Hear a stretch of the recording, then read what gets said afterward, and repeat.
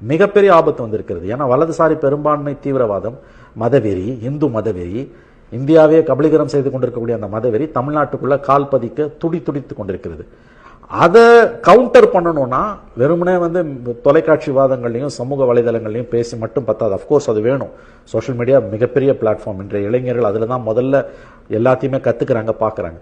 ஆனால் அதை தாண்டியும் நம்ம நேரடியாக பீப்புளோட கான்டாக்டில் இருக்கணும்னா தெருமுனை கூட்டங்கள், திண்ணை கூட்டங்களையும் கவனம் செலுத்தணும். பாசறைகள் கருத்துக்களை அங்கே கொண்டு போகணும்னு முதலமைச்சர் சொல்லுகிறார்.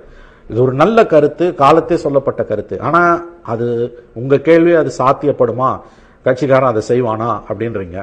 செஞ்சாங்கன்னா அவங்களுக்கு நல்லது, இல்ல புத்தி வரலன்னா அதற்கான விலையை அவர்கள் கொடுப்பார்கள். ஒண்ணு மட்டும் நிச்சயம், இந்த கவர்மெண்ட் போச்சுன்னா நல்லா ஞாபகம் வச்சுக்கோங்க, திமுக கவர்மெண்ட், இந்த கவர்மெண்ட் எப்ப போனாலும் சொல்றேன், இந்த கவர்மெண்ட் வீட்டுக்கு அனுப்பப்பட்டால் அடுத்து தமிழ்நாட்டில் அமையக்கூடிய அரசு RSS பிஜேபியோட நேரடி அரசாக இருக்கும், அல்லது பிஜேபி மறைமுகமாக பெரிய அளவில் செல்வாக்கு செலுத்தக்கூடிய ஒரு அரசாக இருக்கும். எப்படி பார்த்தாலும் அந்த RSSோட இன்ஃப்ளூயன்ஸ் உள்ள கவர்மெண்டா இருக்கும். அது தமிழ்நாட்டை சவக்குழிக்கு தள்ளும் என்பது மட்டும் சத்தியம். இந்த புரிதல் திமுகவுக்கும் இருக்கணும், மற்ற மதசார்பற்ற சக்திகளுக்கும் இருக்கணும். அதனாலதான் முதலமைச்சரோட உரையை ஒரு வேக்கப் காலா நான் பார்க்கிறேன். இது எல்லாருக்கும் புரியணும், கட்சிக்காரனுக்கும் புரியணும், திருவாளர் பொதுஜனக்கும் புரியணும், அமைச்சர்களுக்கும் புரியணும். இல்லைன்னா நஷ்டம் எல்லாருக்கும் தான்.